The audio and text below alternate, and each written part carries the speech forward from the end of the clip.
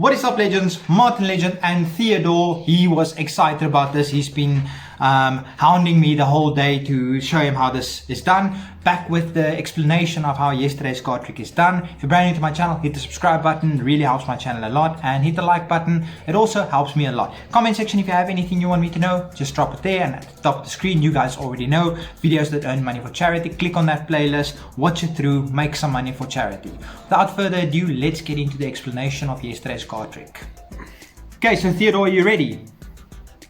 Okay, so yesterday's card trick, like I said, it's completely, I just want to get a bit better camera angle. There we go. Yesterday's card trick, it's completely impromptu. You can do it with a borrowed deck of cards. The deck does not have to be full. And I'm also teaching you a brand new card control that I have not yet taught you on this channel. Okay, so first you go through the deck and you pick any two cards. I usually go for 2 kings or 2 queens or 2 jacks or 2 aces. Whatever, it really doesn't matter. That's not really the awesome part of the trick. This is just your helper card, and you explain to the spectator that these are your helper cards. And it helps to get them out of the deck in front of the spectator, so the spectator knows that there's not a third card in between them. So you get them out, the spectator can obviously see them. Those are just your helper cards. And then what you do is you ask the spectator, they can pick any card they want. This is truly a free selection. Let's say they go for this card. Then while they're looking at the card, you just cut the deck somewhere in half. Okay, so that's your card.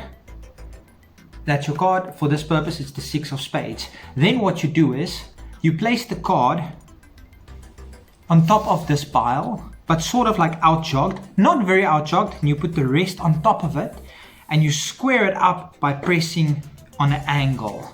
I will show you guys from a different angle how it's done.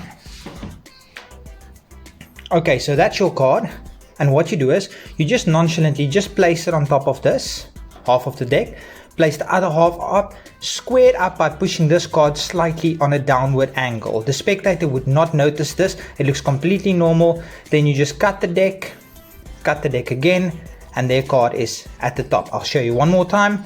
So you just nonchalantly place their card on top of this pile, place the rest, then square up the deck, making a little bit of a break.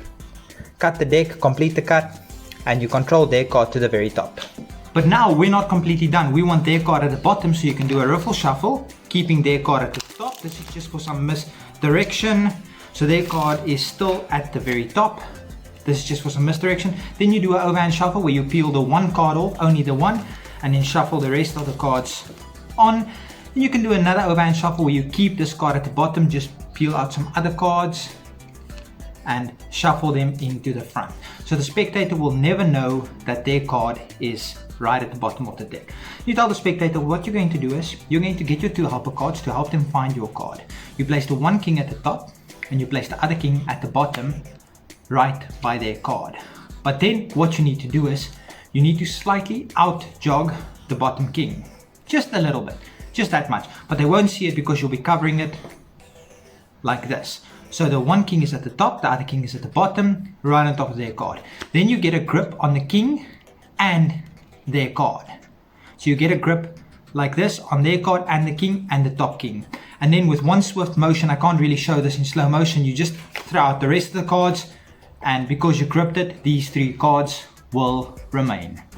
And that is how the trick is done. So I'll show you this throwing action one more time. So their card is at the bottom of the deck, 1 king at the top, 1 king at the bottom, slightly outjogged, just a little bit, enough so you can just get a grip on their card and the top card, and then just with one motion you just throw out the other cards. It doesn't matter if a couple of cards falls, it actually adds the effect, and you show them that your 2 helper cards help in finding their card. Anyway guys, I really hope you enjoyed this card trick. Until next time, Martin Legend, peace.